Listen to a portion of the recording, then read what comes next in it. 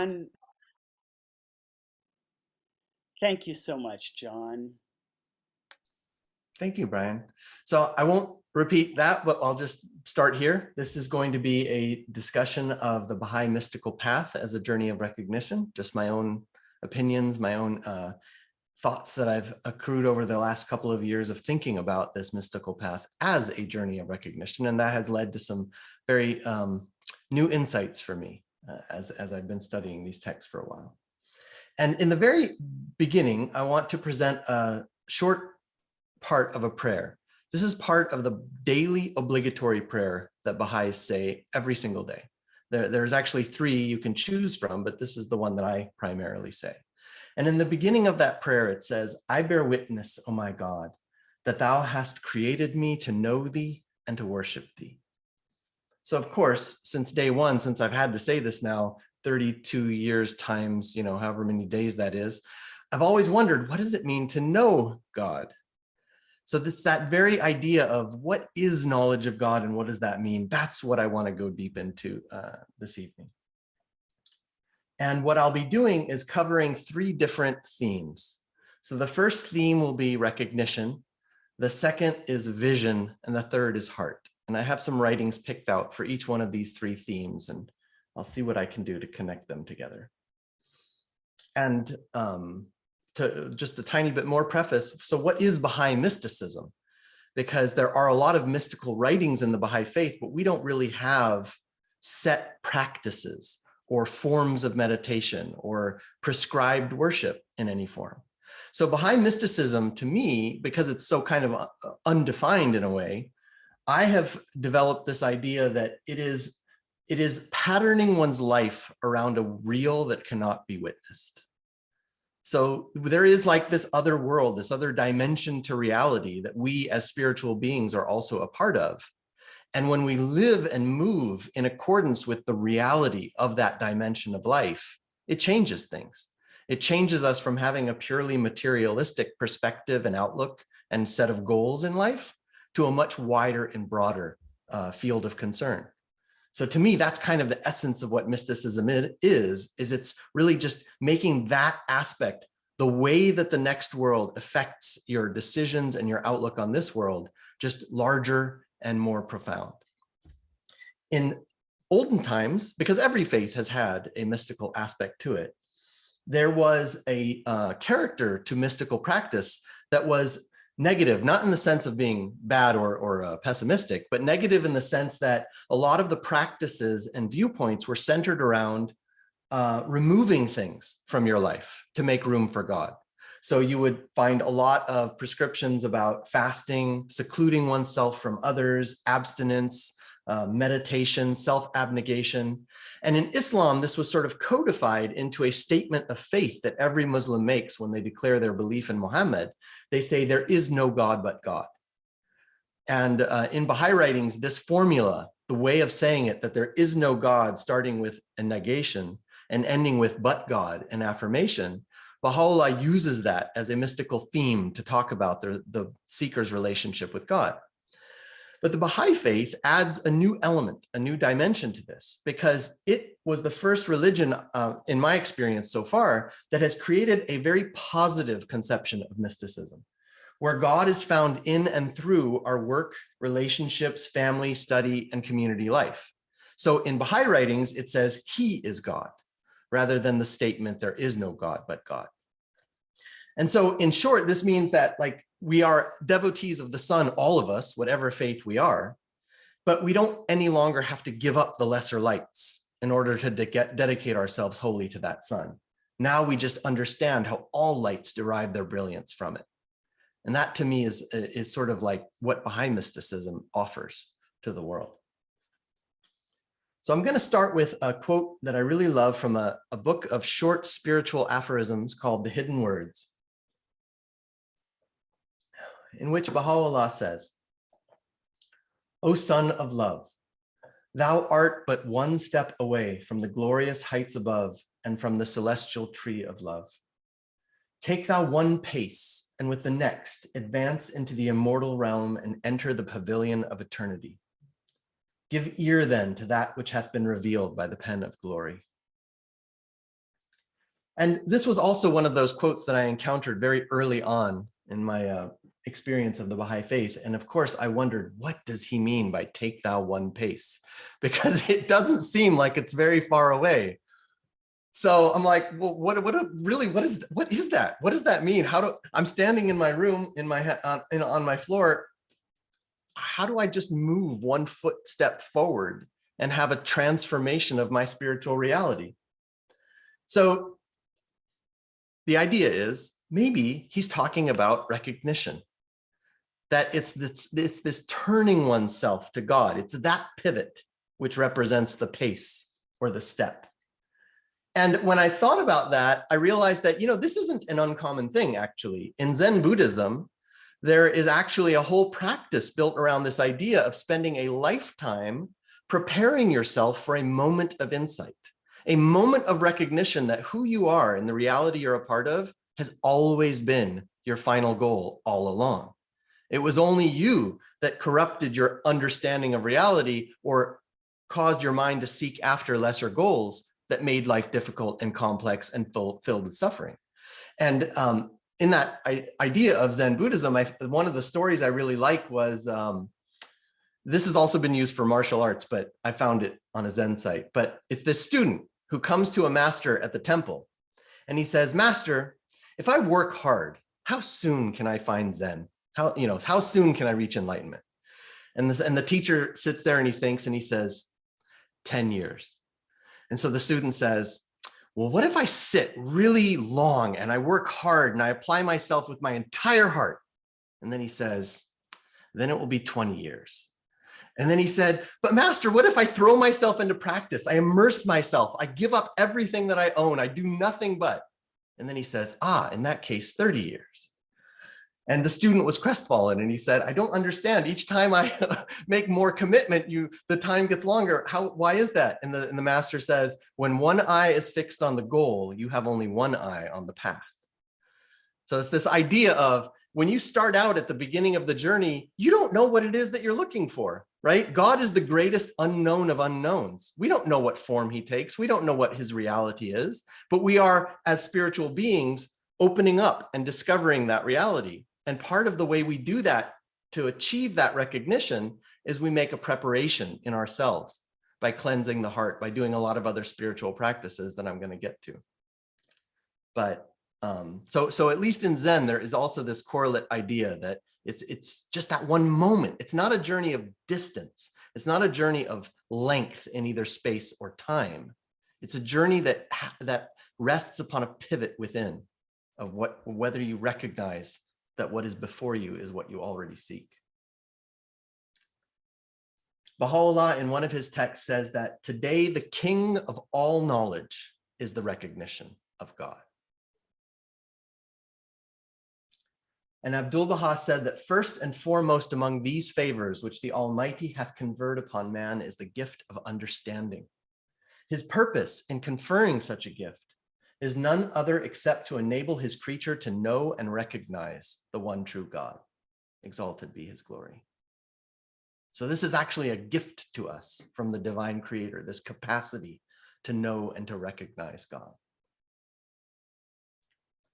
In another text, Baha'u'llah says, "We have decreed, O people, that the highest and last end of all learning be the recognition of him who is the object of all knowledge. And yet behold how ye have allowed your learning to shut you out as by a veil from him who is the dayspring of this light, through whom every hidden thing hath been revealed." And then this one very beautiful quote from Baha'u'llah. "Know ye from what heights your Lord, the all-glorious, is calling? Think ye that ye have recognized the pen wherewith your Lord, the Lord of all names, commandeth you? Nay, by my life, did ye but know it, ye would renounce the world and would hasten with your whole hearts to the presence of the well-beloved."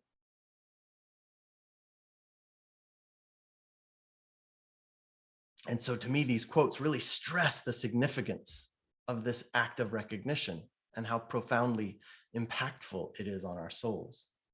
And then I want to kind of just give you a little musical note here too, of a song that I think relates to this theme.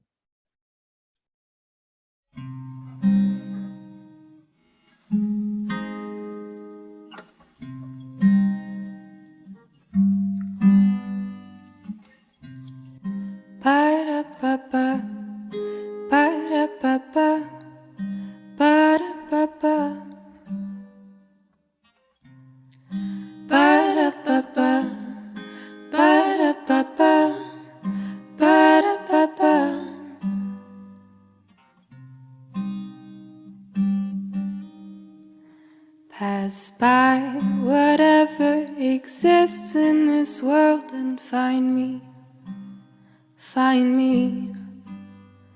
Pass by whatever exists in this world and find me, find me. I am the sun of perception, the ocean of science. I revive the withered ones and quicken the dead. I am that light which illumines the path of insight. I am the falcon on the hand of the Almighty. I bear healing in my wings and teach the knowledge of soaring. I bear healing in my wings and teach the knowledge of soaring to the heaven of truth.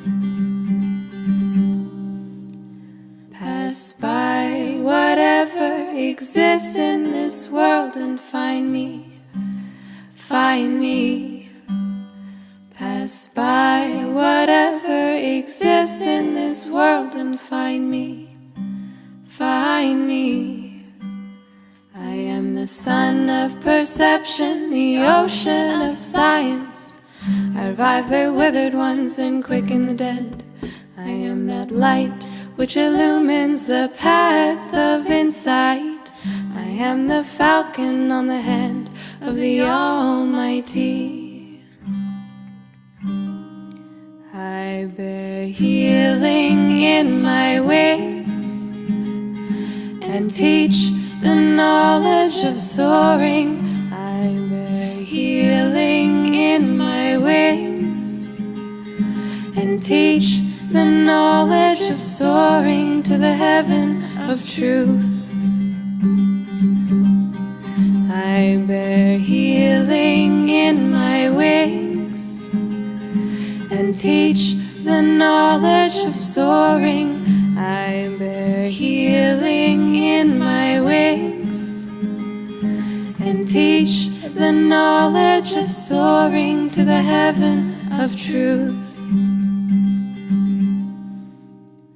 Pass by whatever exists in this world and find me, find me.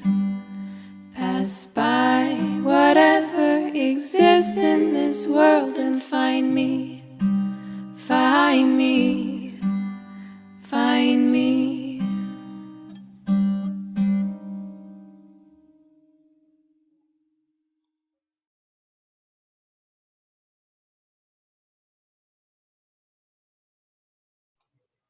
Thank you, John. Oh, you're very welcome, Jonica. So beautiful. That's one of my favorites.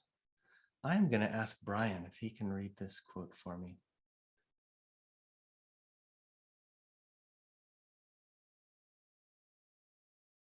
I don't know if he slipped away, so I will ask Patrice. Patrice, could you read this quote for me? You are muted, though. Okay. Indeed, the world and the hereafter are but two stations. If you turn to God, exalted be he, then you are in paradise. But if you remain intent upon your own self, then you are in the fire and in the world. Thank you. So this seems to make that pivot seem a little more like it could be one pace. And I found another selection in the Baha'i writings where it talked about the significance of a person fully recognizing the truth of God's manifestation. And he said, the Shoghi Effendi in this book called The World Order of Baha'u'llah says, in confirmation of the exalted rank of the true believer referred to by Baha'u'llah, he reveals the following: the station which he who hath truly recognized this revelation will attain is the same as the one ordained for such prophets of the house of Israel as are not regarded as manifestations endowed with constancy. And just to clarify, manifestations endowed with constancy are those who are given a book of laws, so such as Moses. But that's a very, very high station simply from recognition. And there are three texts in particular that were mentioned in the description about this talk. And these texts are interesting because the first one, the Book of Certitude, doesn't at first seem to be highly mystical because it is very much a historical exposition of the history of the different messengers of God and the reception they faced at the hands of the people. Whereas the Seven Valleys is intensely mystical and talks about the progression of the soul's journey toward God. But there's a link between these two in the form of another text called Gems of Divine Mysteries. And what's very interesting about this book, Gems of Divine Mysteries, is that it tells both stories. It is at once a discussion about the messengers of God and how the people reacted to them, but it is also about the valleys of the soul's progression towards God. So that always made me wonder, if he blends the two together like that so seamlessly, is there a link?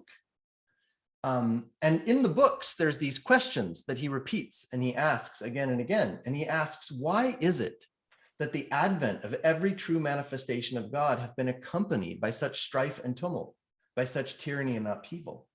What could have prompted such behavior towards the revealers of the beauty of the all-glorious? Because he goes through all of them.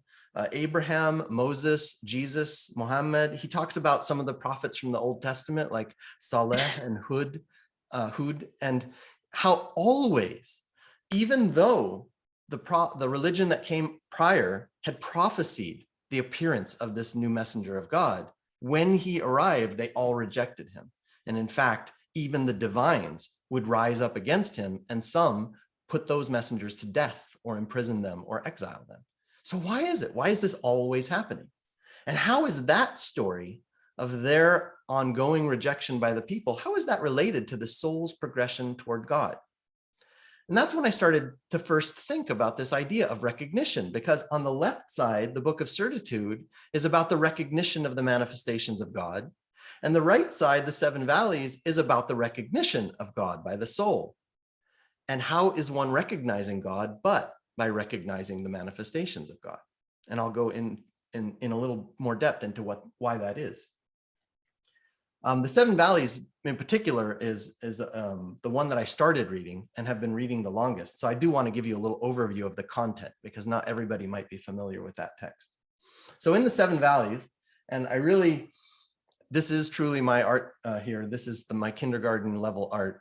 I actually, it's to the point now where I actually Googled to find better stickmen that I could copy and paste into my art, and I failed. So you're going to have to stick with this. I'm not 3. But anyway, the Seven Valleys is this seeker on his path towards God. And as he's going along, he encounters different stages in his journey. And the first 3 of these stages are search, love, and knowledge. But Baha'u'llah groups them. He groups them into a station that he calls the station of limitation. And I'll come back to what this station of limitation is more about. But the valley of search is when you are on the outset, you're looking for the truth. You don't know where to find it. You don't know where it is. It's sort of like a young person looking to find love. They know what they want. They've been told they'll know it when they find it, but they have no idea what it is and they don't know where to go to get it. So you just sort of put yourself out there and you search everywhere to see if you can find it. And that's very much what it says too in the Valley of Search. You go everywhere. The true seeker will seek even in the dust for his beloved. And then the Valley of Love is when you have encountered this thing that you've sought for so long, and it just so radically transforms your being that night becomes day and day becomes night.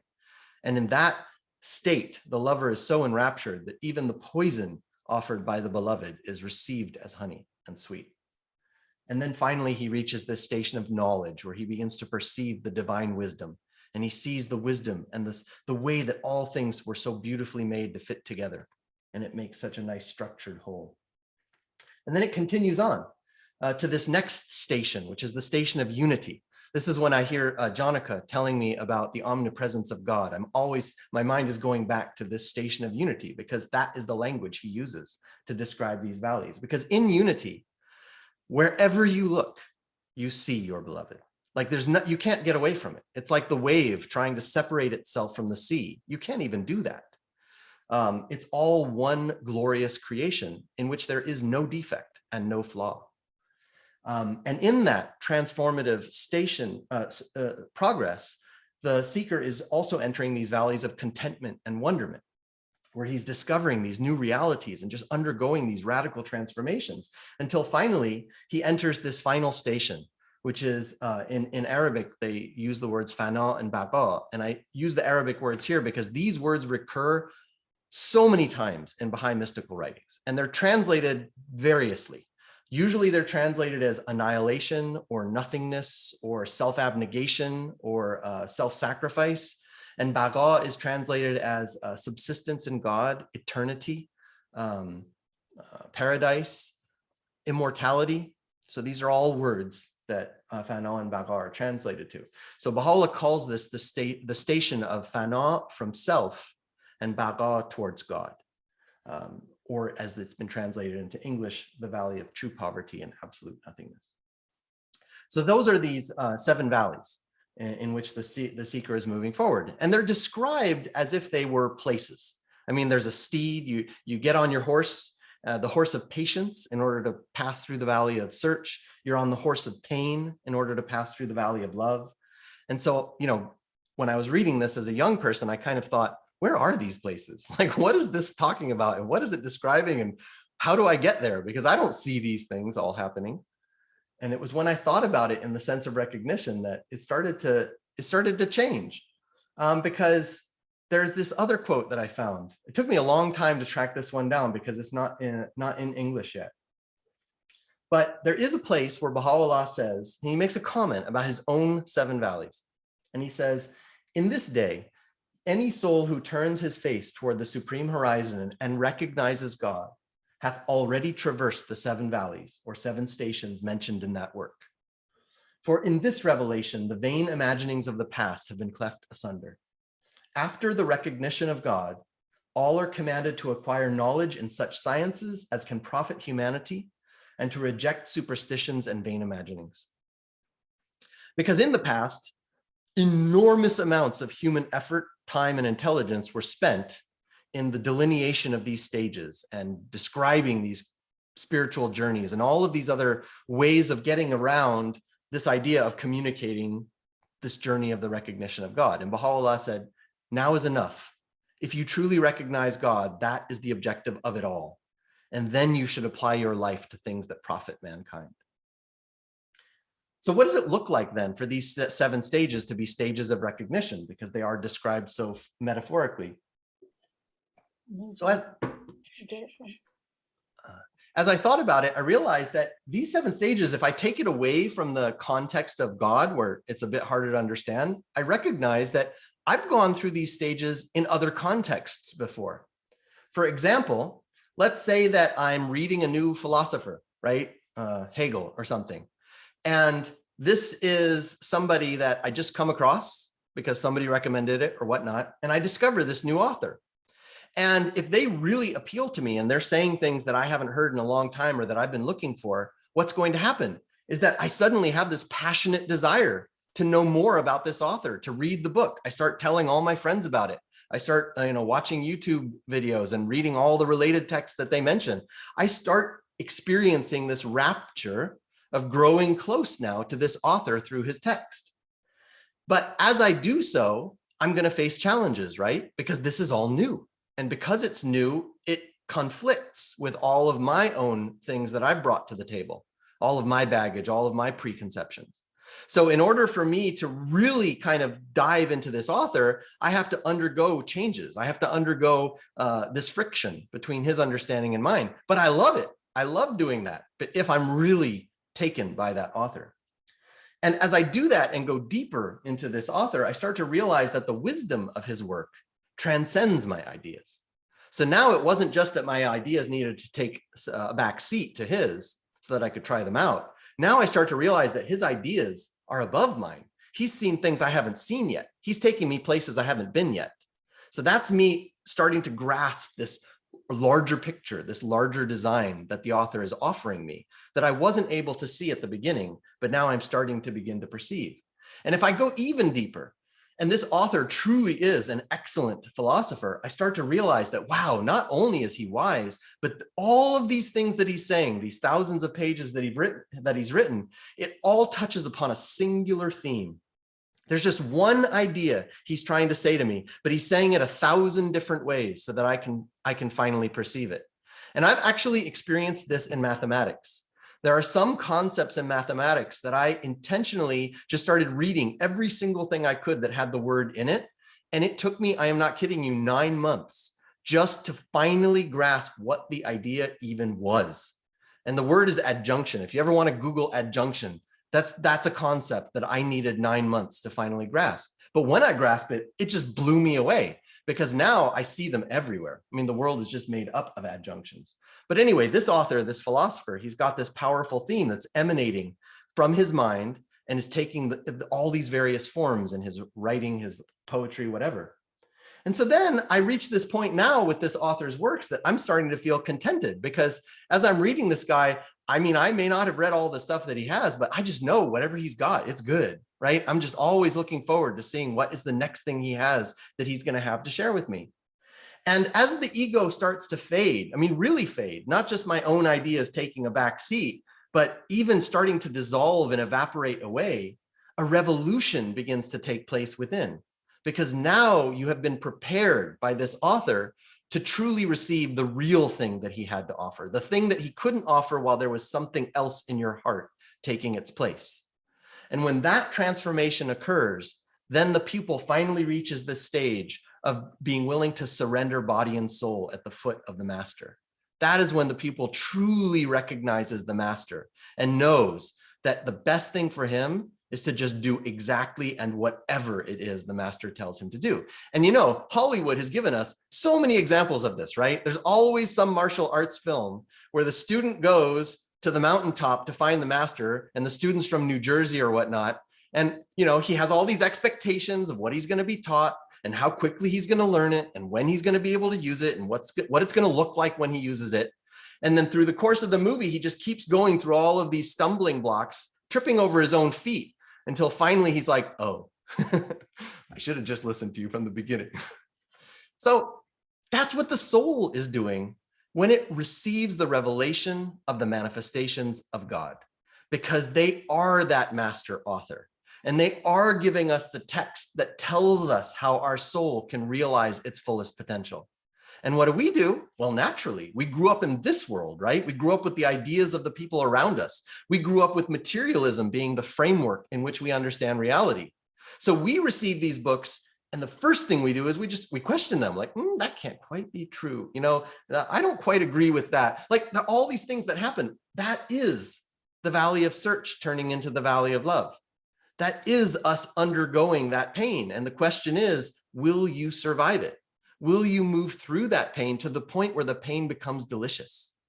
Because that's when you're starting to recognize who this author is and what it is that he's brought us. So sorry, not that one. But the other thing I found when I started looking at this way is I found that Baha'u'llah actually mentions these themes in lots of places, more than just the 7 valleys. Like I found this one prayer. This is a prayer from the Baha'i prayer book. And when I read the prayer, I started realizing that if I squint, he's just naming each one of the valleys. Like he talks about, I implore thee by thy name, which none hath befittingly recognized. So those are the people in the valley of search. Make my heart to be a receptacle of thy love. From it may flow out the living waters of thy wisdom. The limbs of my body testify to thy unity. I mean, he's like literally going valley by valley and saying each one of them. And so this is like this deep theme, this thematic series of transitions of the soul that recurs in many different Baha'i mystical writings. And it all revolves around this idea of recognizing who this manifestation of God truly is and what the import of his revelation is. And in one specific place in the 7 valleys, Baha'u'llah makes it even very clear that these stages are stages of the transformation of vision, of what the wayfarer is able to see. And I will ask my wife to read this one.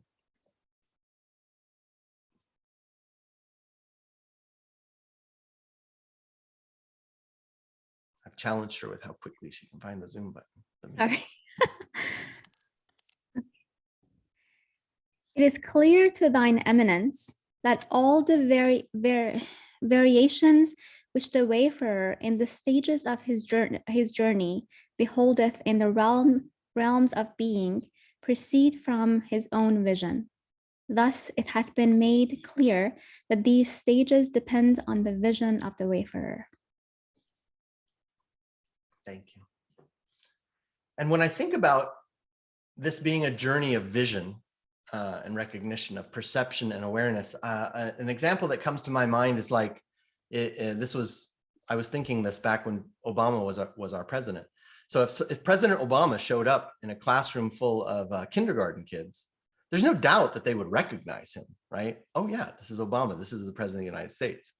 But if he then went to the university to a poli-sci political science class, they would recognize him, but it would be a dimension different of the nature of their recognition, because they would recognize not only who he was and that he was president, they would understand what role he plays in the government, what some of his challenges are, what he had to do to get there, what it means for him to be president. So there's recognition that's just acceptance and avowal, like I believe. And then there's recognition, which is I understand. So in Persian, I love that they have two words for these kinds of knowledge. They call one ilm, which is like knowledge that you can acquire, you put it into your head. And then they have irfan, which is knowledge that you live and then you put it into your heart. And that requires transformation. And speaking of those transformations, so in that book, Cultivating, which is Book of Certitude, so the first one of those three, there are some quotes here from that book. And let's see, I would pick on Rick if he was here. I don't see his picture. I don't know if he's here. Rick, are you there? Sure. Can you read these for me? Sure. When the channel of the human soul is cleansed of all worldly and impeding attachments, it will unfailingly perceive the breath of the beloved across immeasurable distances and will, led by its perfume, attain and enter the city of certitude. That city is none other than the word of God revealed in every age and dispensation. All the guidance, the blessings, the learning, the understanding, the faith and certitude conferred upon all that is in heaven and on earth are hidden and treasured within these cities. Thank you. And in texts like the Seven Valleys, like Gems of Divine Mysteries, he describes those stages as either valleys or cities. So these are cities of the heart, cities of the soul. So now we're getting into the theme that I wanted to talk about, which is heart, because I shared quotations about recognition and how high of a station recognition has, and about vision and how we associate with that recognition. But how do we acquire that vision? And that is where heart comes in, because we aren't just minds, we aren't just bodies, right? We are souls attached to a heart, and the qualities of that heart enable spiritual vision. So I will go a little bit further. So this is still in Book of Certitude, and I'm going to see if Susie, if you would read this one for me, please. Thank you. Gazing with the eye of God, he will perceive within every atom a door that leadeth him to the stations of absolute certitude. He will discover in all things the mysteries of divine revelation and the evidences of everlasting manifestation. Each and everything, however small, would be to him a revelation, leading him to his beloved, the object of his quest. So great shall be the discernment of this seeker that he will discriminate between truth and falsehood, even as he doth distinguish the sun from shadow.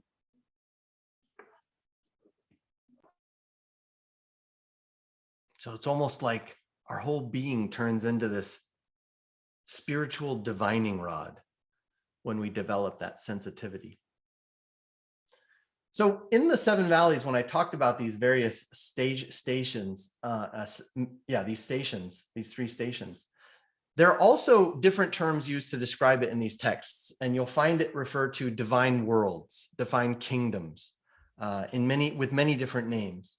And as I thought about those in the context of recognition, I realized that in everything that we recognize in the world, we recognize it at different levels. There are multiple dimensions to recognition. So the example I want to give to you is one that my wife's heard me use a lot, because I only use a few metaphors, but I love these metaphors and I use them for a lot of different things. So this next one is about the rose. So what does it mean to recognize a rose? And this is more of a philosophical presentation, this slide. So the rose that I recognize when I go out into the garden, maybe not this month, but in a few months, I recognize that rose in multiple dimensions. The first dimension is the physical, right? This is the carrier of the attributes of the rose. Without the physical, the rose could not manifest itself to me. It wouldn't have smell, it wouldn't have shape or color. So the physical is where we start. But the physical, in a sense, isn't the same thing as the rose either, because as you can tell from this picture, no one who isn't a gardener would know that that's a rose just from looking at it. You're waiting for the rose to appear and to bloom before you can recognize it as a rose. So the recognition here is the physical is a carrier for the thing that you recognize. It is not in itself the thing that you recognize. What you do end up recognizing when the spring comes is the example. So this physical object, this rose bush, produces a bloom. And as that bloom grows and matures, it will at one point mature into an example of a rose. And that's when you can look at it and say, ah, I know what that is. Anybody knows what that is, right? Who's ever seen a rose before or smelled a rose before. But the example and the physical, although they're very closely linked, they are not the same thing. And you can know that because I can take the example of a rose, I can pluck that flower off, and I can put it in the Cuisinart, and I can turn it into something that you can't tell is a rose anymore. So the example can be destroyed. I mean, the physical can be divorced from the example, but I haven't destroyed the atoms of the physical. I haven't done anything really to destroy the physical because atoms and energy are just indestructible, at least by me. But I can sever the connection of the example to the physical. So when I look at that bloom on the plant, I am seeing two things. I'm seeing the physical reality that is manifesting these attributes, and I'm seeing the example of a thing being manifested through that physical. The next level up, the next dimension then, is the idea of a rose. So after all these roses that I've seen throughout my lifetime, thousands and thousands, I develop this internal sense of what is a rose. And that helps me distinguish a rose from something that looks close to it, but isn't really it. And I have that idea in mind, and the idea is kind of like my guide.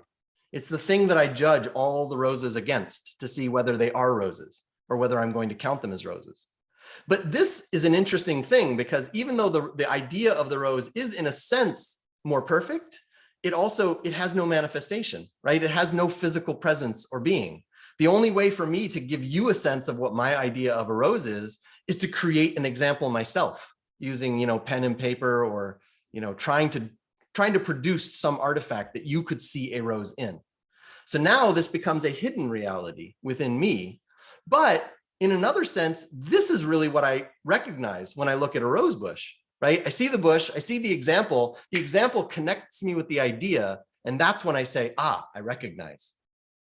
But there's one more reality above even this, and that is the ideal of the rose. So my idea that I've been developing and crafting over my lifetime through all these examples that I've experienced, they're like pointers. And they're pointing to this ideal of roseness that I'm always getting closer to the more and more and more experience I have. But the interesting thing about the ideal of roseness is that I will never contain it within my mind. I have a connection to it. I even recognize its existence, but I can't see it and I can't know it. And how weird is that? That I can recognize a thing without having any experience of it whatsoever, because I experience it from the world of these examples and the idea that I derive from it. So in the Cultivating, in the book of Certitude, when he talks about these manifestations coming to the earth, he talks about the people's rejection of them because of the way that they failed to recognize them. Because if you look at a manifestation only in the world of the physical, then you don't see their spiritual power. You don't see their station. You don't recognize them as a divine being. You just see them as a man like any other. And that's actually been said to these people. They said of Muhammad, why should we follow Muhammad, who is a man like any other, whose uncles we know, whose family we know? They made the same criticism about Christ. That's recognizing them only in the level of the physical. Now, the level of the example, you move one level up, and now you start to see their spiritual qualities and their spiritual attributes, but you're struck by the difference in the spiritual attributes each one of these messengers presented to us. Because Moses gave us a book of laws. Christ gave us the spirit and the evidence of his own example, of his person. Muhammad brought the Holy Quran and the text. He brought us the word of God. And Baha'u'llah says he brought us the face and the voice of God. And so each one of these is a different degree of manifestation of that spiritual being, this ancient being, this ideal being manifest in these different realities, but having different degrees of manifestation depending on the receptivity of the people they came to. So that's only seeing the manifestation at the level of the example, where you're bound to point out the differences between them. And then there's the realm of the idea.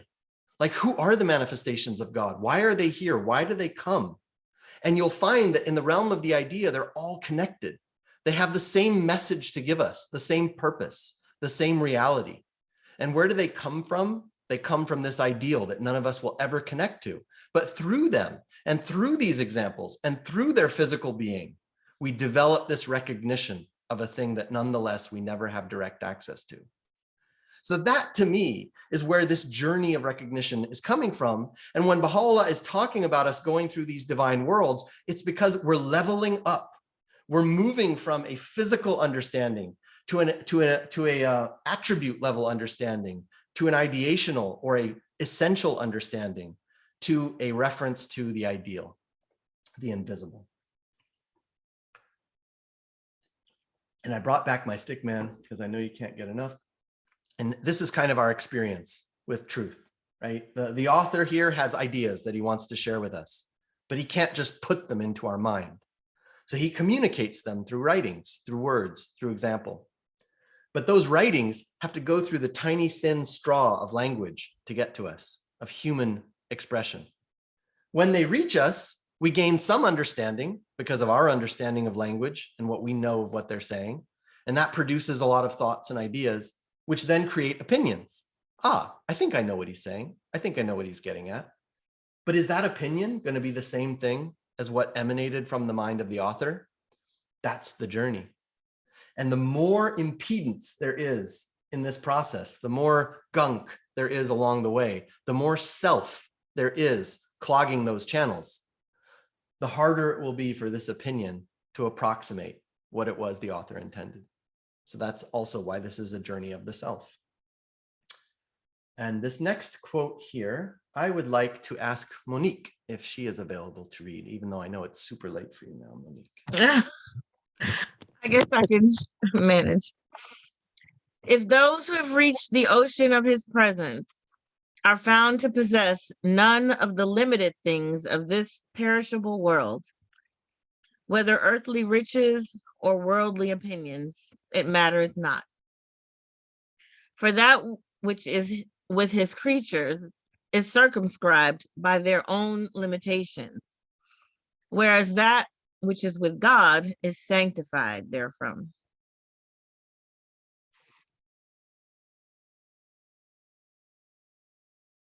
Yeah. And, going back to this idea of an ideal, in my philosophy class, the first philosophy class I was ever in, this wonderful professor, Dr. Verle, he started out with one of Socrates' dialogues. And in the dialogue, Socrates is talking about whiteness. And he's asking the person that he's talking to, imagine a thing that's white. Can you imagine anything whiter? And he just keeps prompting him. And he goes, higher, higher, higher, higher. Like, keep going, keep going. But can you get to perfect whiteness? Can any person? Because there will always be a whiteness you could imagine greater than the highest you've ever imagined. It's like reaching for the sky. But the highest thing that we can ever evolve in our conception of God will be a conception that fits within our own minds. And so freedom from that conception is essential to go further. Another analogy of these different levels of recognition that I also like is the mirror and the way light manifests in a mirror. So the mirror, again, this is the level of the material. This is the level of the tangible, of the earthly. Brian will recognize the word nasut, which refers to the mortal world. The mirror lives in the mortal world because it's here with you and me. Within the mirror, there appear the evidences, the attributes, the qualities of the sun. This is the world of appearance. This is the world of manifestation. This is the world where spiritual meets material. Then there is the world of the rays that transit space. And the rays in space have neither color, shape, nor form. They take on color and shape when they strike things on the earth, when they're reflected from the mirror. But in space, they are perfectly and utterly faithful to the origin of the light and indistinguishable one from the other. That's the realm in which the rays are all indistinguishable and one. And then, of course, there is the realm of the sun. And the sun never comes down to the mortal world and would be destructive if it did. So these four worlds interconnect to make a reality in which mankind, starting out its existence in the material world, can profitably have a connection with the divine world. It's like a beautifully architected system. But because we grow up as children in this mortal world and we have that perspective, we don't clue into all these dimensions of subtlety going on. And this is what leads to the fighting between people, the rejection of the messengers of God. It's also what leads people to conflate these dimensions down into one. You know, when Christ said, I am the way, the truth, and the life, and none shall come to the Father but through me, he was absolutely speaking the truth because he was speaking in the voice of a ray. No one shall have visibility of the sun except through me, says the ray. But because people took these four stations and they collapsed them into one, they said, well, Christ has to be all of them. He has to be the sun appearing on the earth in the form of a man. So these spiritual texts, these mystical texts, are sifting apart these realities and making us conscious and sensitive to their difference. By the way, this picture of the sun, this is presently the closest picture of the sun humanity has ever taken. This is, well, except for these silly rays that I made on it. But this picture of the sun is from just 48 million miles away. But another article I read just yesterday said that actually in space, the sun is not yellow. That is just what we see when we filter all of that light and gamma rays and X-rays and everything else down to what we can perceive. So this next quote here, Shaidu, if you could please read this.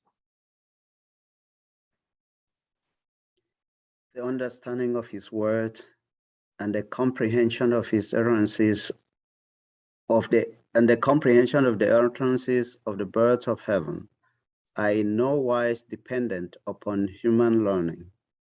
They depend solely upon purity of heart, chastity of soul, and freedom of spirit. So it's not an intellectual exercise.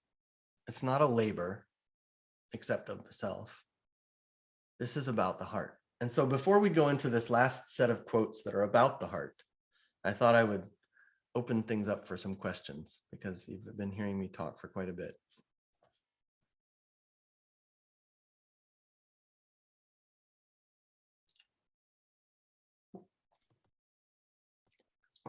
I have a question. Please, Monique. When you said that, and I stepped away for just a moment, so if you clarified this when I was gone, please forgive me and be so kind as to repeat the answer. So I also read somewhere the quote that you mentioned when Baha'u'llah said that, you know, in this day and age, recognition of the manifestation is just, you know, equivalent to going through all these valleys. Mm-hmm.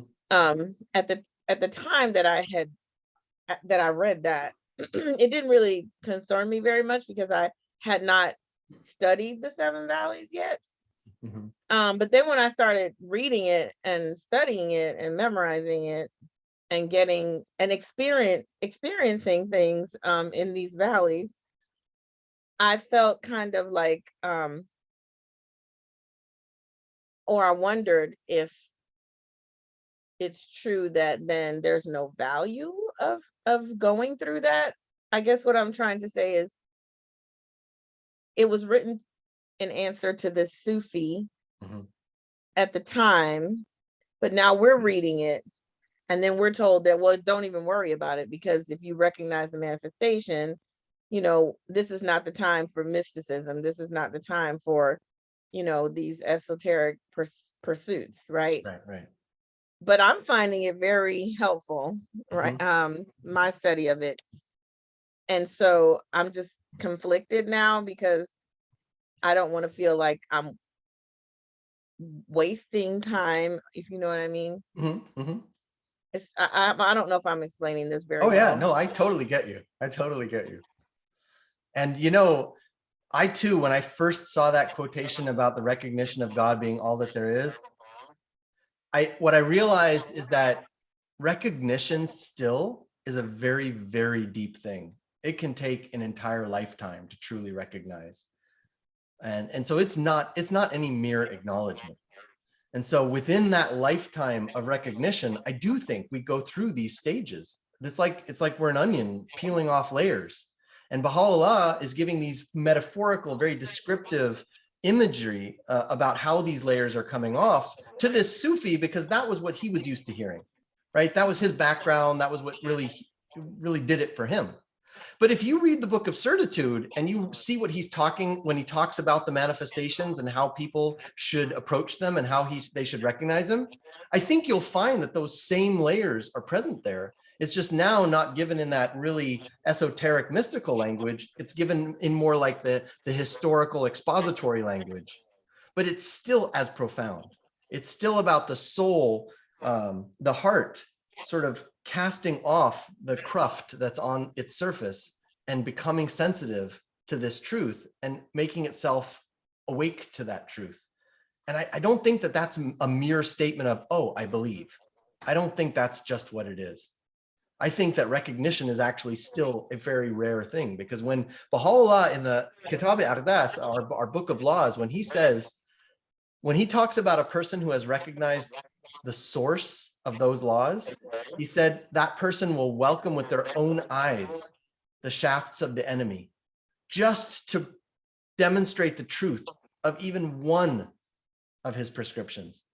I mean, what would a person have to have gone through, starting out as a regular old material member of society, to the point where they're willing to actually receive tears into their eyes just to justify one statement of Baha'u'llah?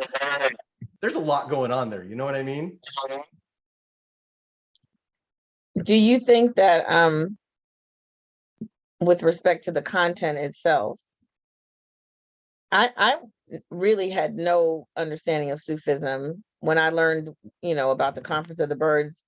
That was basically the first time I had learned about it, when I learned about the context of the Seven Valleys. But the content itself, what do you feel about the content in terms of its helpfulness to us, just, regular people today who aren't from a Sufi background at all? You know what I'm trying to say? Yeah, that's a good question. I'm not able to read it from that point of view anymore, because I've spent so long trying to get that Sufi background. I mean, I find it incredibly rewarding and helpful in my own circle, but I don't know if somebody just picks it up in the library, what kind of experience they're going to have of it. Okay. But I guess that's why we have discussions like this, right? We all just dive into it together. John, sorry, your voice is getting very echoey. So I'll mute. It's better. Yeah. Well, I don't want to take too long. So Monique, I will follow up with you in email, and then I will continue on with some of these slides here. Yeah, I'll try to explain more what I'm struggling with in writing. Okay. Is there anyone else? I think now it makes more sense with the disclaimer that you made at the beginning, that these are your thoughts and understanding that you are sharing with us, because you explained it very eloquently that all of us have some ideas what our understanding is on different things. Now it makes sense that you're saying, okay, my understanding should and is different from anybody else's and vice Right. versa. And we shouldn't expect that what I believe is true is the same thing for the next person. Right.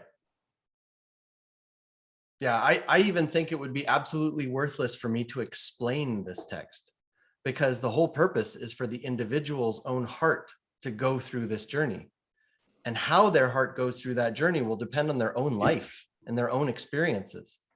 So what I've seen and what I've done has no meaning outside of my own life. I can just share the story of what I've seen, and that maybe others will find interest in doing that themselves.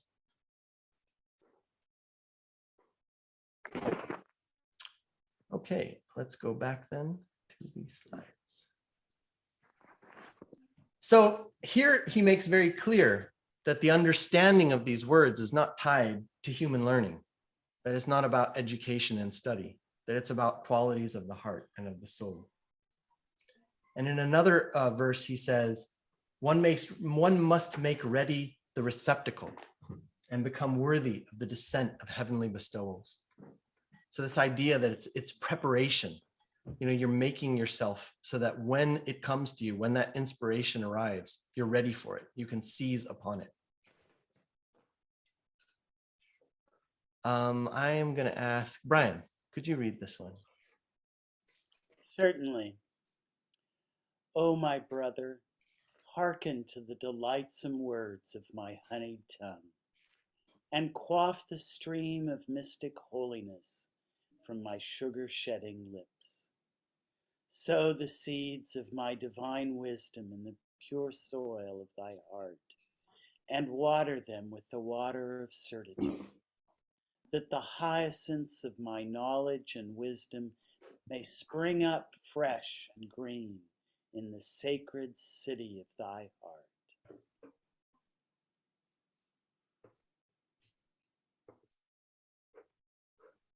This imagery of the heart being like soil or like a garden, it comes up so many times. Planting the seed in that garden and then tending it and watering it and receiving the rays of the sun. Jonica, would you be willing to read this? Oh, you'll pass? Is that what you're saying? Okay. Then I will call on Taka.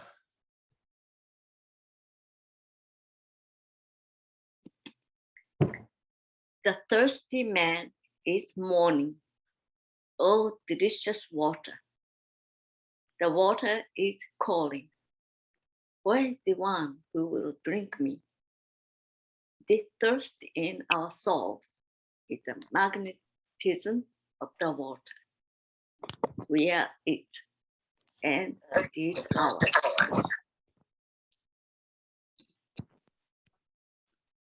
Thank you. This is a poem by Rumi. And one of the reasons I love this poem is because it describes it as this link. You know, this isn't a dispassionate progression of the soul towards God. This is like the greatest love story of all time. This is the lover and the beloved finding one another again across the reaches of time and space. And so Rumi describes it as if there's this intrinsic quality that the thirsty man has a longing for water built in, and the water has a longing for the thirsty man. And in fact, Baha'u'llah has quoted from this poem. So I am going to ask Elizabeth Pettit if she will read this, if she is there. Gladly. Thank you.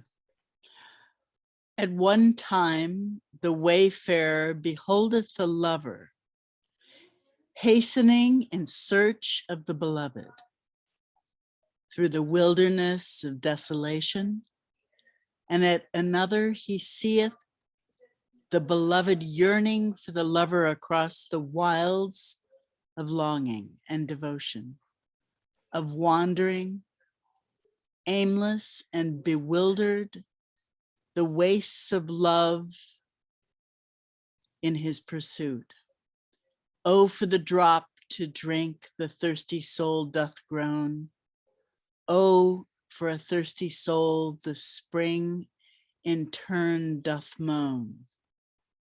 From yet another vantage he perceiveth that the lover and the beloved are one and the same, and that the seeker is himself the very object of his search. Baha'u'llah, Call of the Divine Beloved.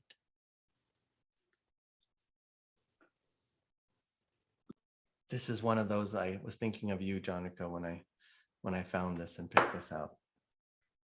It's like, what are we recognizing at the very end? Where is the journey taking us? It's to rather amazing places.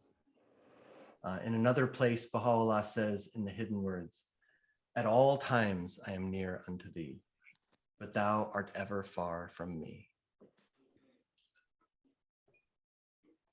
And let's see, I'm gonna pick on, let's see, is Jenny there? Are you there, Jenny?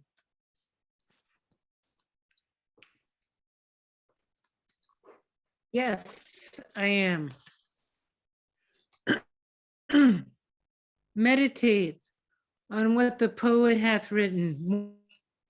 Wonder not if my best beloved be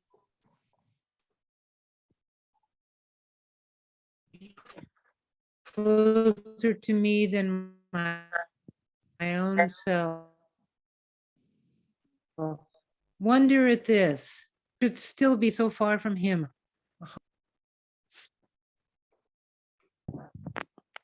Thank you, Jenny.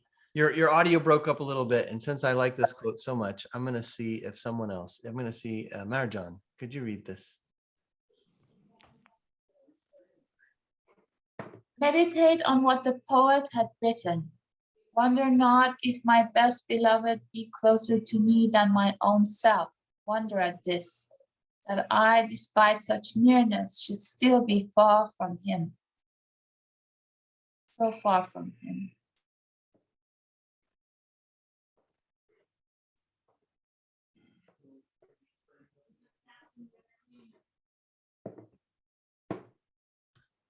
It's like the heart is a gateway.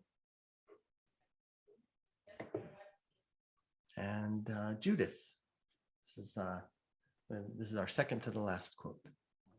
Okay.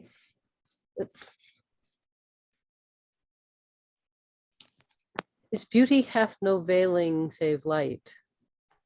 His countenance no coverings ever save revelation. How strange that the beloved is as visible as the sun, and yet the heedless still hunt after tinsel and base metal. Yea, the intensity of his revelation hath veiled him, and the fullness of his shining forth hath hidden him. Even as the noontide sun hath the true one brightly shined, but alas, that he hath come to the city of the blind. To Baha'u'llah, the Seven Valleys. This quote always makes me reflect on the fact that although the sun is the most visible and obvious thing in the sky, it's the one thing we can't see. And that's what the manifestations of God are like. This is God visiting himself upon us. And yet we are the least able to recognize them, as history has shown. And this one last quote is a very interesting quote that I found from the Bab, where he says, "He who worshipeth God through anyone but him, by gazing at his own self as the worshiper and at God as the object of his worship, hath joined partners with God and hath never worshipped him." And so like this to me is also what this recognition is about, recognizing who we are, what we are, who he is, what the reality of the divine is. It's like, there's a lot there. There's a lot of meat there. And that is where I will stop for this evening, at least in the presentation of slides. The floor is open for whatever discussion people might like to have. Thank you, John, so Oh, much. And I see a welcome, finger from Susie. Susie. yeah, I wanted to, I just putting this in the chat. There's a beautiful article on which describes how much importance Shoghi Effendi put on the study of the seven valleys, and how much importance he put on mysticism, and how, you know, this faith is a mystical faith. So I put it in the chat if you would like to look at that article. There are many quotations from Shoghi Effendi about that. Thank you. That's very relevant. I had a question for you, John. Oh, Jenny. sure, Jenny. Yes. I looked up adjunction, but alas, I could not understand it. But I wondered, in the little I could understand, whether it had some relevance to any of the concepts you brought forth. It And does if so, not. which one? No, it does not. It is merely the example of a concept that takes, they don't all come quick, right? Sometimes you have to go through a internal transformation just to even grasp the idea, which I had to. I couldn't. I can see where it would take 9 months just trying to read the definition. Thank It was you. frustrating. It was very frustrating. Yes, Bill or Jolene. I'd like to share from the Feast of Ilm, which is knowledge, back in October, a reading that we had. And to me, it goes along with what you've been saying. So it's short. I'll read it. O Son of Spirit, I created thee rich. Why dost thou bring thyself down to poverty? Noble I made thee. Wherewith dost thou abase thyself? Out of the essence of knowledge, I gave thee being. Why seekest thou enlightenment from anyone besides me? Out of the clay of love, I molded thee. How dost thou busy thyself with another? Turn thy sight unto thyself, that thou mayest find me standing within thee, mighty, powerful, and self-subsisting. And that's Baha'u'llah. It was an Arabic hidden word. Thank you. Patrice. Yes. So this mystical path, so it has existed before in other religions, right? Like in Judaism, in Christianity, in Islam. I mean, what I'm trying to say is this still taught? Because if this was taught, we wouldn't be here, right? We wouldn't be here with multiple religions. Like people will be following the manifestation of God, and when a new one comes, they just study and then move to the next one, and we'll be all together. So I mean, when did that stop? And why? Because I remember in the Bible it says the kingdom of God is closer to you than vein in your hearts or something like that. Mm-hmm. Just to paraphrase, and people are wondering, what is it? And as we're talking now, so I put the correlation and I'm like, oh, it's just that pace, that transformation that he was talking about. It wasn't the vein, it wasn't anything else. It was like, it's you just turning yourself to something or someone different.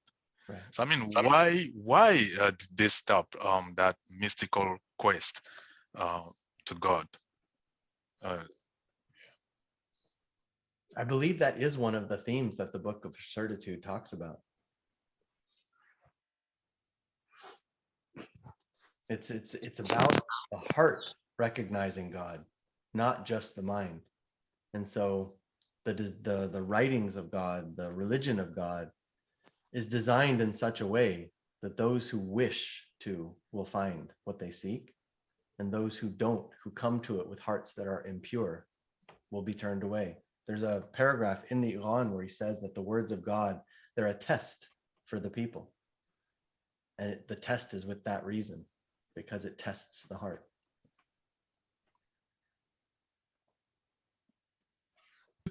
I'm also trying to say that, I mean, it's like it's a completely different doctrine that they preach out there, right?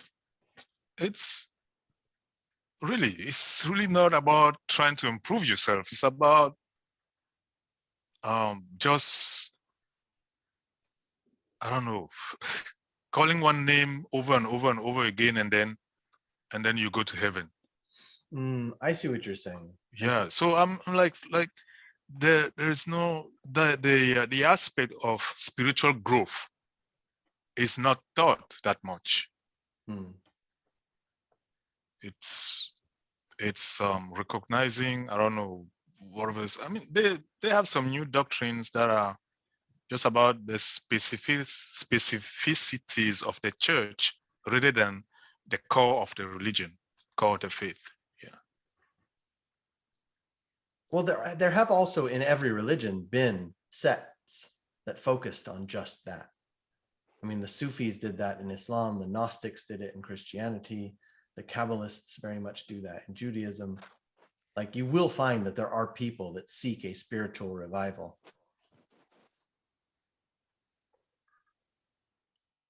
I believe Kyle has a question. Go for it, Kyle. Yeah. Well, I am still very new to the Baha'i faith. So from what I've learned, I like everything I've learned. Now, the manifestations before the latest manifestation, I studied each one really in depth. So I didn't study it superficially. I studied it like for years and years and years.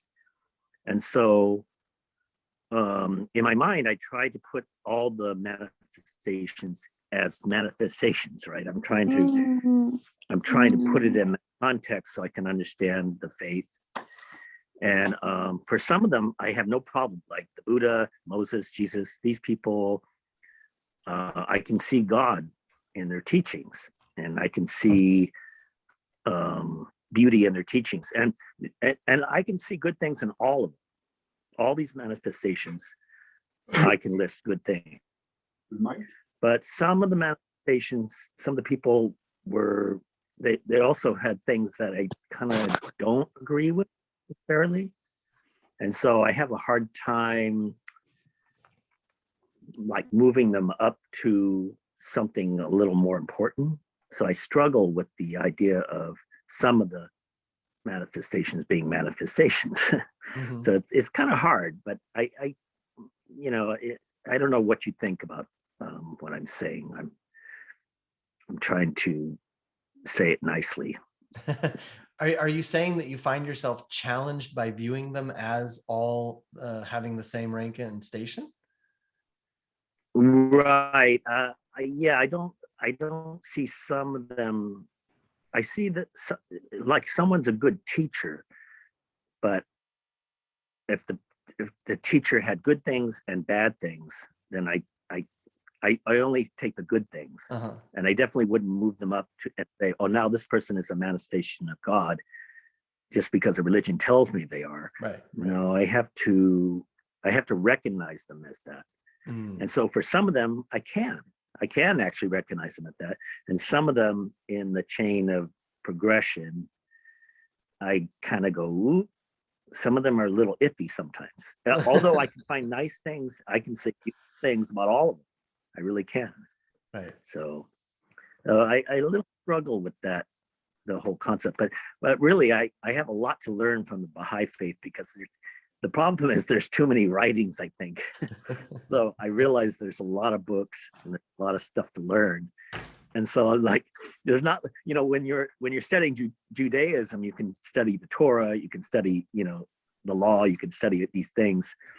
And when you're studying Christianity, you can study the Bible. You study Islam, you can study the Quran. But with the Baha'i faith, it's like, either you have to study all those things and a whole bunch of other books, or it's Although the basics, I think I got down to, it's pretty easy. It's the basics, simple. But I'm babbling, so never mind. So yeah, it could be a so full what, I series don't know of what you think university about courses. that. Yeah, there's a lot of writings, right? Yeah, hundreds of volumes. Yeah, interesting, very interesting. I mean, I can join Kyle on that. When you learn history about some manifestation, not the holy books, like you learn about whatever happened in their lives and what kind of life they had, and you read the books, and so sometimes you may actually think, was he really a manifestation of God, or was it totally? I mean, we love whatever he said, but come on, it looks like he really had like a life like a human. It's like, I mean, that's totally understandable. I personally place in the fact that some of those things are so far remote in the past that we don't have accurate information. We usually don't have accurate information. We have some traditions that people say things about the manifestation of God. Some historians try to record some things, some didn't. At the end of the day, we just have this melting pot of ideas about the manifestation of God. Now it's our duty to try to pass into that and actually get the truth. So I think that's on us. And usually that's a good attitude that you have. Like, you pick what is good, and you're like, for the rest, I don't know. and then you move on. Yeah, a lot of people struggle about that. I struggle about that too sometimes. I'm like, I'm not quite sure. But when it comes to manifestation, sometimes even apart from the historical fact, and sometimes even in the teachings, in the writings, they can say things that will make you doubt, or they can do things that will make you doubt. I mean, for people who are not Baha'i, Moses in the desert, when he was asking for food or water, he actually hit the rock twice. Mm-hmm. So the first time God didn't do anything. So he actually doubted God. He hit it twice just to make sure that he did. So yeah, they can be human and do things that humans do. So they have that human part of them that sometimes we shouldn't forget. If I may, Patrice, I think you've brought up a couple of very important points. It's difficult sometimes to recognize the manifestations of God if you're looking in places that aren't clear reflections of who they were. One of the problems, as you said, Patrice, is that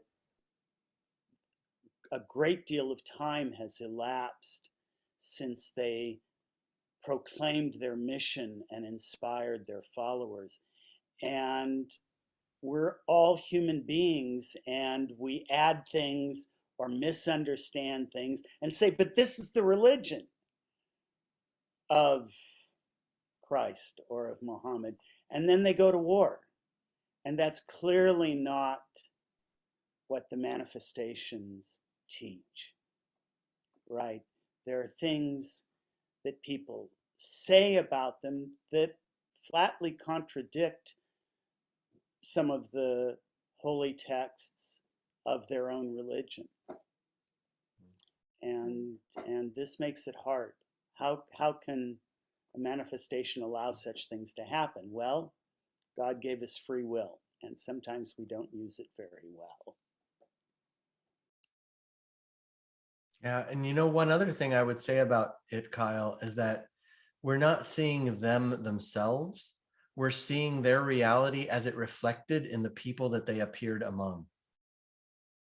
So if you don't have the whole story, if you don't know the full spectrum of a relationship and you see two people interacting with each other, you might come to a judgment of what you think about one of those people. Maybe they yelled loudly at the other person or whatever, but you don't know that relationship. you're seeing them in the context of a different relationship from what you have with them. And then you may not recognize that what they did had, the best possible motive or was the best possible thing to have done at the time. So we end up seeing these manifestations of God really through the lens of the people that they were trying to lift up to the next spiritual level. And it was what those people needed is how they acted and how they spoke.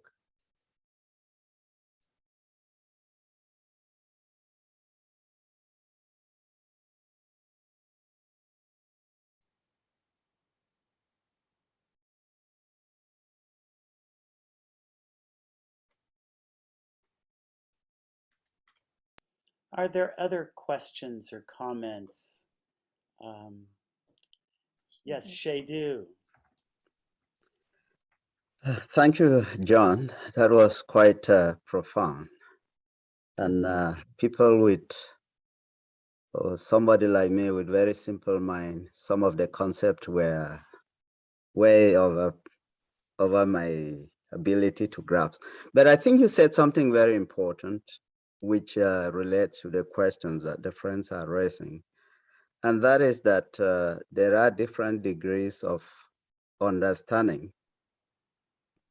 So if manifestation of God, well, first of all, somebody claims to be a manifestation of God. So it is left for us to investigate humbly and prayerfully to come up to a conclusion.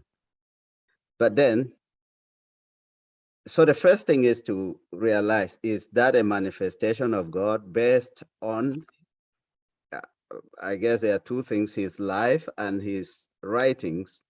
But his life has to be his life as it is, not what people would imagine it was.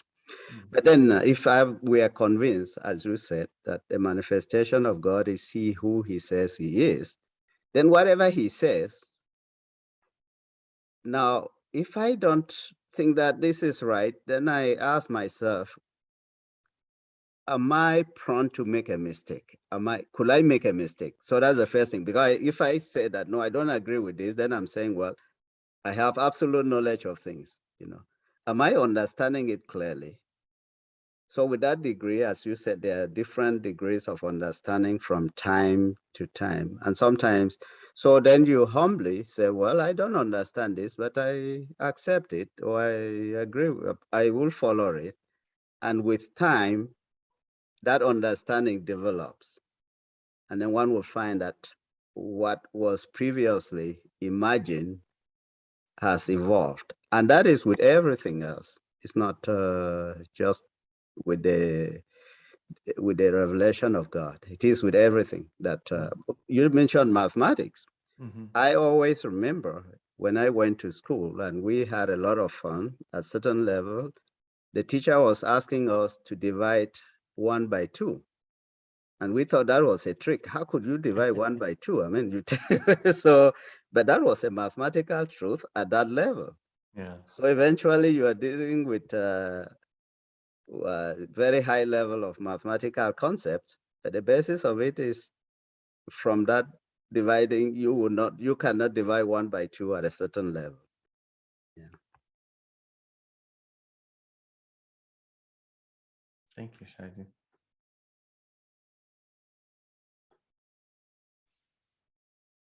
Anyone else? Then I give it back to you, Brian. All right. Thank you so much, John. And thank you, everyone, for your thoughtful questions and for your loving presences here. It has been a real delight to share this time with you all. And John, thanks for coming back and taking us on this journey through these challenging ideas and concepts. Thanks for having me, Brian. Judith, would you be able to sing us out? Yes, I can do that. Thank you.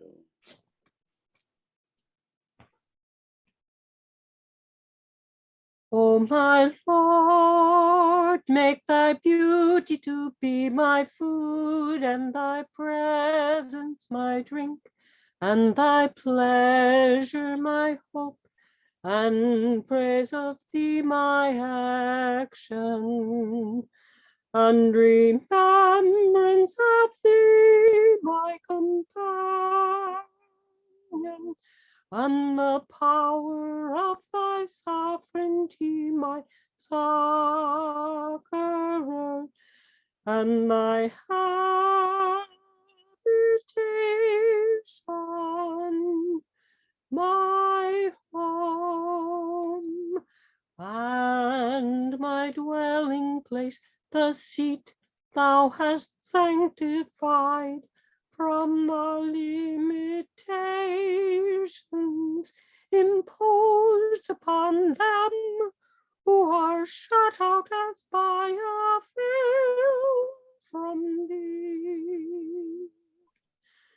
Thou art verily thee, Almighty, thee all glorious, thee most powerful.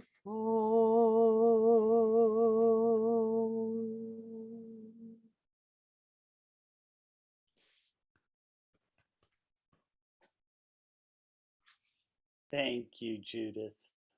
You've lifted our hearts. Thank you, Judith. Thank you. Thank you, everybody. Thank you, John. Thank you. Thank you, everybody, Bye. and good night. Good night. Good night. Good night. Thank you, John. Thanks, John. Taka. Bye-bye. Thank you, everyone. Bye, John. Yasuminasai, Taka. Oyasumi Good nasai, night. Judith. Thank you. Good God night. bless you. Bye, Sue. Aloha. Bless everybody.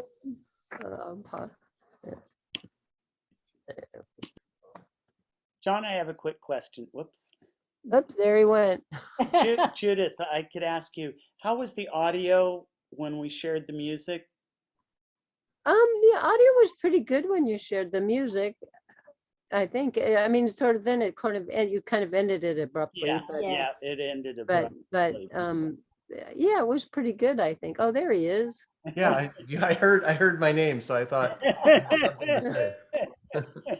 I was just asking for some feedback and reflection on the audio, other than the abrupt termination of it, which I couldn't do anything about. On the music, he was On asking the music, about it. but how was the audio quality? Of the music you played or the song that Judith sang? Music I played. I didn't notice anything really wrong happening. Oh, good. Yeah. I don't remember. Yeah, I didn't remember any problems. Thank you. Thank you. But our internet was giving us fits. Oh. This is the second time it's cut out on us while we're in the middle. So thank you Oh, for that's true. on and and Judith, you sang that so beautifully. Yeah, that was wonderful. Oh, thank you. You'd be amazed. I at like how many, that one. How many Baha'i prayers she has set to music. It's a real gift. She always to sings us us all. out. And sometimes she has a few of her own that are really delightful and funny and perhaps a bit irreverent. Yeah, it's marvelous. Yeah, it's been so many years. Judith has been with us at our devotional gathering since I know at least 2008.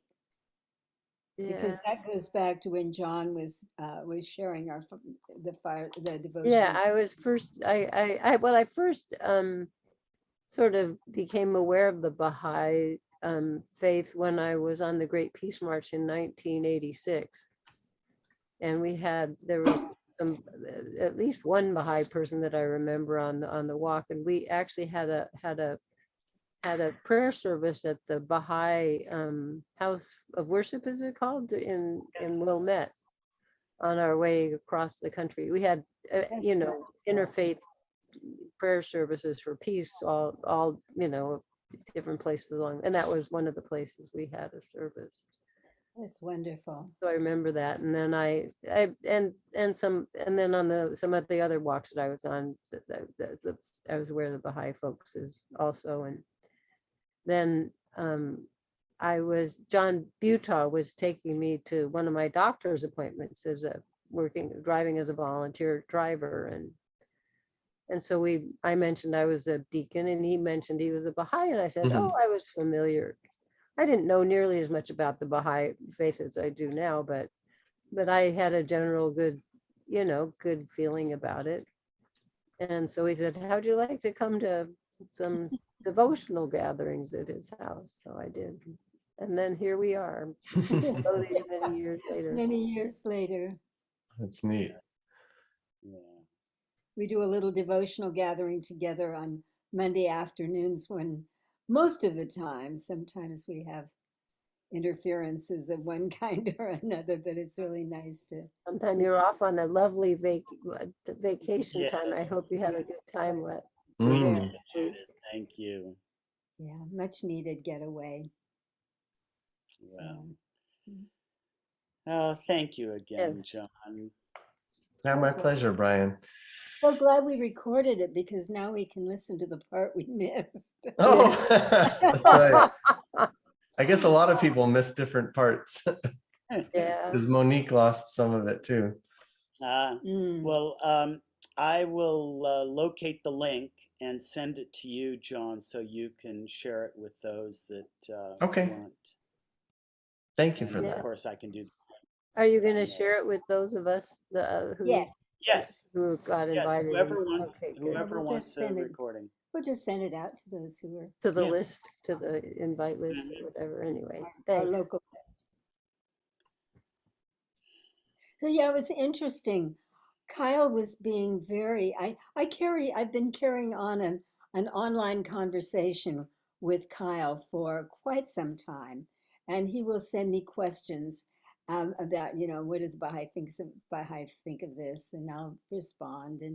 But he has a real thing about Muhammad, and so we're working on that. Yeah, that's not uncommon. Oh, no, yes, it's not. He was, and I think Krishna as well, but he's softening. I was very pleased with the way he presented his question tonight. He's a marvelous, marvelous thinker. He's a true seeker after truth. I have a great deal of respect for him, and I very much enjoy our conversations. Yeah, I've actually known Muslims who have left their faith for some of the same reasons. Yeah. They couldn't reconcile themselves to some of the things that they had read or learned about. Yeah. So, I just. I'm sure you and I, John, have encountered some of those same things that drive us crazy.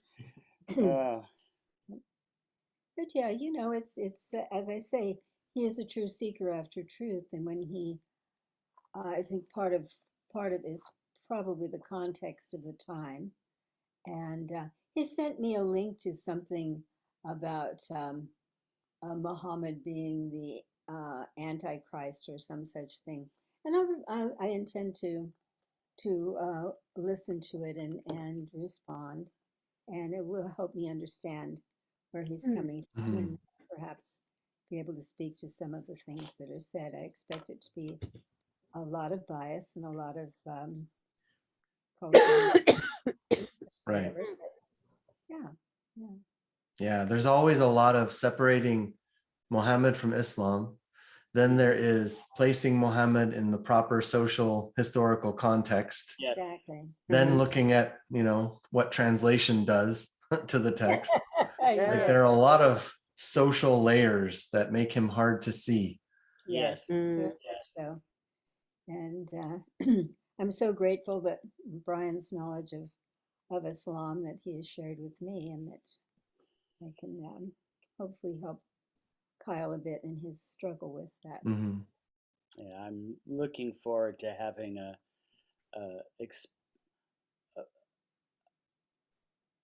broad conversation with him about it. Yeah. Well, let me know how it goes. Yeah. Will do. Will do. Be interesting to hear his response to tonight's gathering. But he really loves the faith. He just really appreciates the the teachings of, this is anybody's for love and peace can't be wrong. That's right.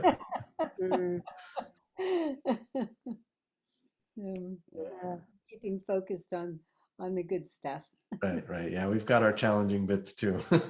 Every faith had them. Yes, Yeah. indeed. Yeah. But thank you so much. It's Indeed. just, Yeah, the presentation was very well put Oh, my together, and your goodness. slides were beautiful. oh, lovely, lovely, Nice lovely. job on Well that. done. So do you find that the content was maybe a little too dense? Because I know that you had said don't be too abstract, and I tried to avoid too much abstraction in all but one example, but I found it hard to sort of get everything down in the slides that I wanted to convey. No, I didn't think it was too dense or too abstract. There was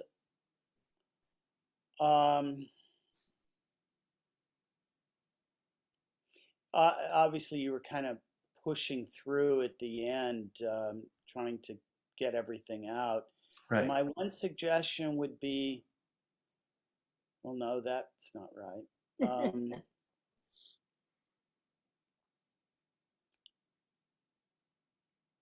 Because it takes time to lay out the concepts. Yes. Yeah. I felt that there might have been areas where it got dense or perhaps difficult for people, but you always went back to something that they could hang on, that we could hang on to. And the way that you set it up at the beginning gave us a framework that we could, that prepared us for that. So it's okay, I think, to challenge people and maybe they don't understand it. Because we need to reach beyond our understanding. I mean, that's the whole purpose of the presentation. And so that, but we can pick up again. Bubba, it's okay. Our puppy, our 53-pound puppy. Oh. 6-month-old chocolate lab. Oh, okay. My dad had one of those. And a little 20-pound part dachshund, part chihuahua, part whatever. What's the last name? Bubba. Bubba. Oh, Bubba. Oh, he's a delight. He's laying on my feet, on Brian's feet, the most of the time. It's very sweet. So nice. Well, good night and good night. And thank you for bringing all the wonderful people. That was yes. Quite a cool. Yeah, it was a nice crowd. It was a lot of people I wasn't even expecting to see. Yes. So yeah, we missed Marjorie tonight. Goodness, that's most unusual. Marcia has moved out of Santa Cruz. Oh. And where is she now? She's in the Phoenix area. Yeah. Out in one of the surrounding communities of Phoenix. She's with her son and daughter-in-law and family. And Robin and Mark were helping deal with her furniture, so they've been very busy. Taking care of the odds and ends of her departure was fairly sudden. And there were a lot of ends. So yeah, so anyway, we missed some of our regular people tonight. But Marjorie too has been involved with the Santa Cruz community has been decimated. They've had like 8 of the 9 assembly members move out of. Oh my gosh! Wow. 4 at one time. Oh wow. And then 2 of the members are very busy with Bob Phillips and his wife Teresa have a medical project on the border in Arizona. They deal with so they're just very, very involved with that. Plus they have a new grandson, so that takes them out of the loop. So it is rebuilding project is going to be very, very challenging. Because Marcia dealt with all the UCSC students. She lived close to campus and they could come and have their meetings there. And so it leaves a huge hole in the community. But her health was just not that she could stay on her own. Right. We miss her dreadfully. So clear. Yeah. Well, may you rest well and have a wonderful Have a weekend. wonderful fireside. You too. Yeah. Yeah. Gee, Yeah, it'll be a different topic. Oh, hey. Not hopefully not as dense.